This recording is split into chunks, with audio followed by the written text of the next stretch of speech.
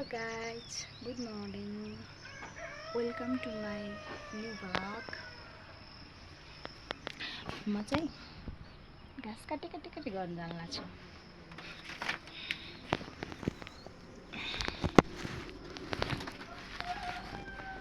जान्दिनँ बोक्नै आउँदैन भयो। बोक्नै जान्दिनँ कि बोक्नु लाग्यो त फर्किहाल्छ, यसरी समात्नु परिहाल्छ। मेरो चाहिँ जुत्ता हङकङको जुत्ता।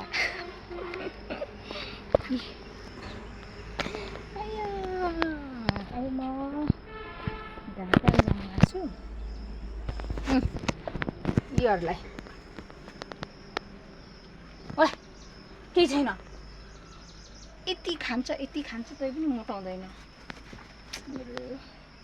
अनि उता चाहिँ बाख्रा छ, लुमा गएको घाँस लिएर आउँछु।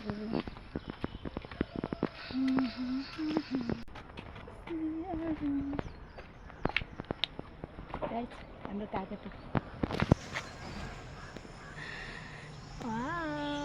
कागती अमिलो पनि छ।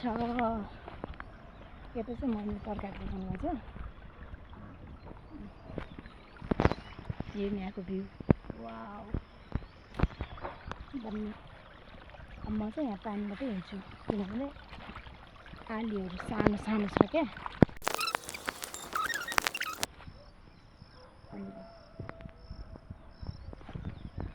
कतिवटा चाहिँ अमिलो थाहा छ? 3टा मात्रै छ, एउटा बोटमा 3टा मात्रै अमिलो छ। अनि यो त बल्ल बल्ल फल आएको छ नि त, 3टाले आएको छ। अब बिस्तारै आउला नि, मलाई आशा छ बिस्तारै आउँछ अनि म खान्छु।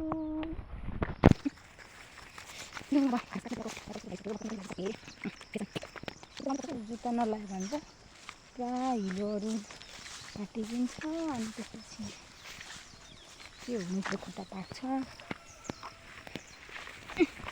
गाह्रो छ।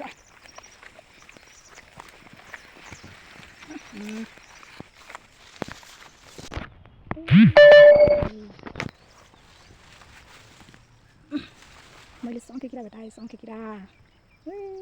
यसको चाहिँ मैले खोस्टा एउटा लगेछु रुममा सजाउनलाई। अब यो किरा निस्किसकेको अब थियो, यो त किरावाला चाहिँ डर लाग्छ है। यहाँ चाहिँ एउटा साइड हालिदिएँ। कुना भेटिन्छ सैयाले देखा ऐसे पानी हो गई। यस्तो काँडाहरू छ क्या, कति धेरै पकाएको हो। यसको नाम चाहिँ के हो? फुलाको पुगिसके। फुलाको योवाला घाँस पनि खान्छ कि, बाख्राले भयो अनि राँगाले भयो। अनि त्यसपछि अनि गोरुले। अब म चाहिँ पुगेँ फाइनली, पुगेँ म। अझै बोकेर राख्नु भयो। अब चाहिँ म घाँस काट्नुपर्छ गाइस, घाँस काटेँ। त्यो घाँसै लाग्दो हुन्छ हौ, केही छैन, यस्तो ओके। त्यसो भने धेरै हो। सानो छ पौडी खेल्न जाने तर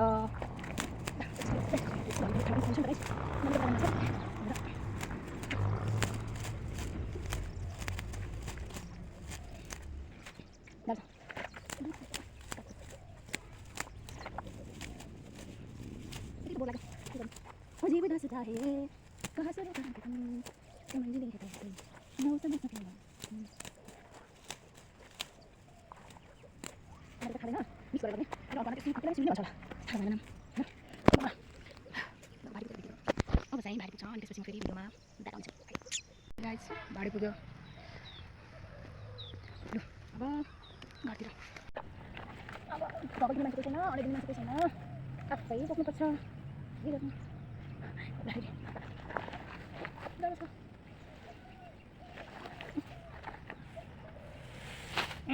थुप्रै जिन्दगी बिग्रियो कसरी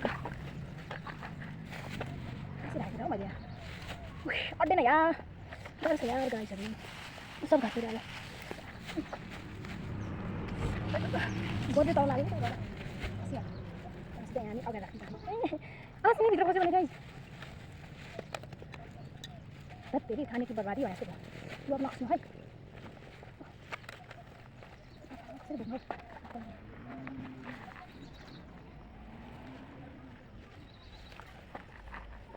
ए धन्न धन्न यहाँ त मजा अलिकति घाँस पनि छुटेछ ल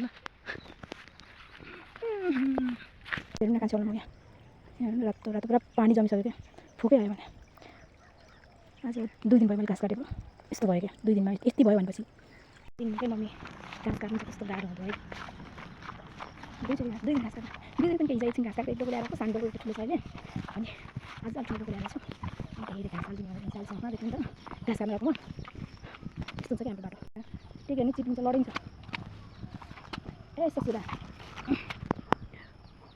माई हाउस पानी मात्रै हिँडिन्छ ल लडिन्छ तपाईँले भाइसँग यो नसकिँदैन बाटो गर्नु अप्ठ्यारो छ क्या हेर्नु देखो न गाइज देखो न गाइज देखो न गाइज देखो न गाइज भन्दै अಯ್या फाइनली म घर पुग्न आँटेँ पातो हुन्छ घाँस काटेको पुरा कस्तो भएछ क्या पात गर्छ खसे के भयो भोक लाग्यो म कस्तो हो र ल भात बिसाएँ मैले भोक लाग्यो एकछिन ल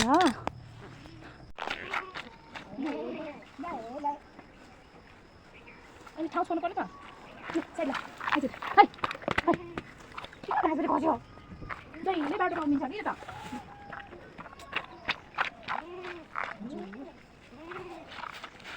हजुर आए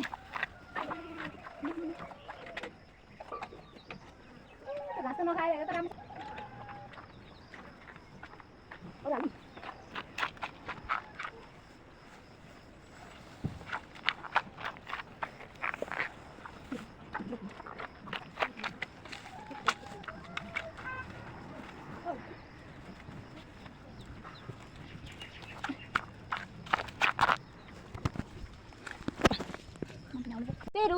सेरू त्यही छ त्यही बुरुस राख्ने ठाउँमा नल न बाबु खुट्टा चाट्छ क्या यसले त आएको हुन्छ काले कालो हेर्न हानेको झ्याम कि झ्याम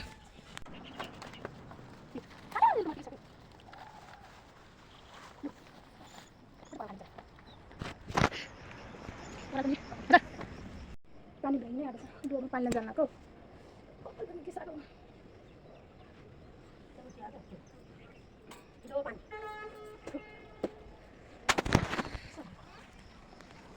धारा जाँदा रेडी पानी थोरै छ ल खाना बनाउनु है मम्मी दाल गर्नु ल ल ल ल म पानी लिएर आयो धारा धारा गएर स्कुलमा आइसकेँ म फाइनली हरियो वन नेपालको धन कपाल छैन अब पोखरी भयो भने 2 चुल्ठी बाटेर गाजल आँखैमा भन्दा अरे के साह्रो गएको हो मैले अघि म घाँस काट्न कहाँ गएको देखाउँछु है ए कति लामो सर्प थियो एकछिन है म बिर्सेँ कि मैले त तल गएर देखाउँदै देखो न गाइज इतना बड़ा सांप है इधर मैंने कल देखा था जब मैं शाम को इधर आई थी तो देखा था इधर इतना बड़ा सांप कहाँ मिला होगा ठीक है अब हम चलते हैं पानी लेने के लिए यहाँ देखिए तल पनि एक मूल छ यहाँ देखिए माथिकोमा जान्छु म हम ऊपर वाले में जाएंगे नीचे वाले में नहीं जाएंगे पहुँच गए हम ये धारा हमारा बाजे ने बनाया था स्वर्ग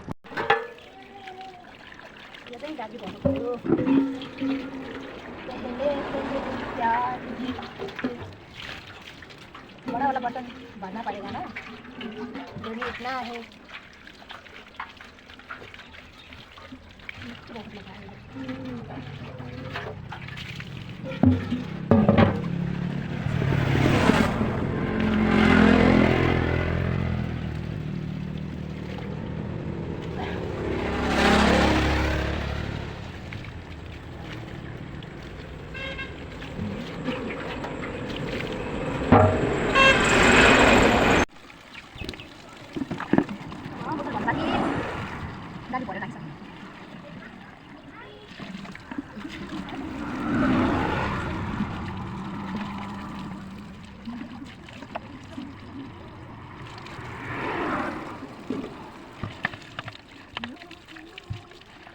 चिसो पानी छ कि मैले मैले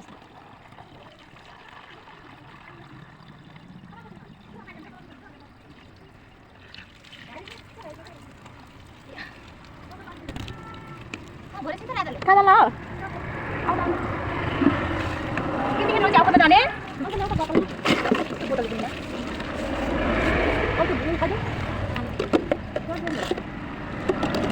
पानी बोकेर जाने गाडी ल्याइछु के भन्नु यत्रो गाडी ल्याइछु खाना खाइस् मिरा बनाउँदै च्याउ पछि ल्याइहाल्छ कति बेला च्याउ नि माथि एक खाए पछि ल्याइछु अनि साथ गर्न अनि भइ गयो गोले खाने गोले हम खाइ क्या उनीहरुले नि ल्या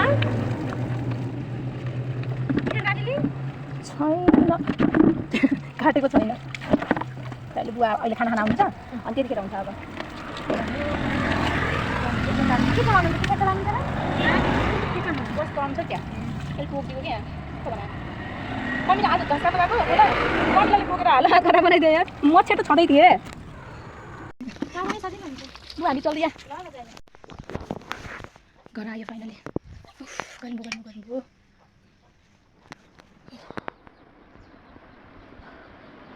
सोध अस्ति धो पनि एउटा त्यत्रो गाग्री अनि डब्बाहरू बाबा मम्मीले खाना बनाउने हुन्छ दाल भात अनि च्याउ मम्मीले खाना बनाउनु नै खालेको अब आया शरीर दुखाइ त अहिले भन्दा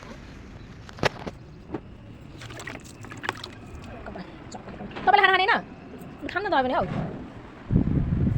ए मम्मीलाई पनि खासै भोक लाग्दैन म त काम गरेर यस्तो भगाएर कुन बनाउँछ च्याउ त्यो पनि च्याउ हो यति च्याउ अनि दाल अनि भात गाइस म त भात खाएको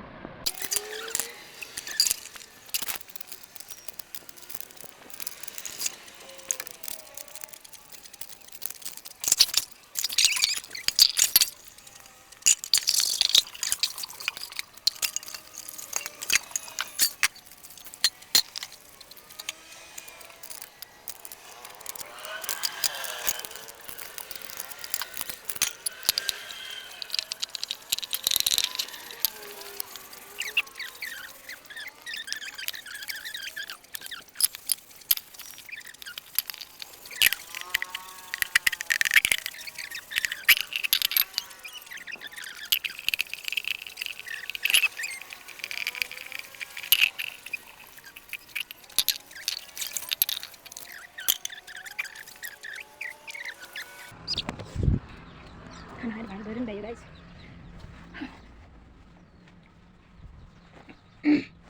ल आजलाई यति नै अब एकछिन एउटा कुरा अब एकछिन चाहिँ म तपाईँलाई एउटा बुक देखाउँछु ल यो चाहिँ शून्यको मूल्य साहस र स्नेहको कथा हो यो चाहिँ अब डाक्टर नवराज केसीले लेख्नु भएको छ अब यो थाहा छैन कस्तो छ ल्याएको त धेरै भयो तर यो प्याक थियो नि त मैले हिजो मात्रै खोलेको तर हिजो अब यस्तै काम हुनाले पढ्नु पाइनँ अब म यो पढ्दैछु अनि यसमा के कस्तो छ म हजुरलाई सेयर गर्छु ल आजलाई यति नै बाइ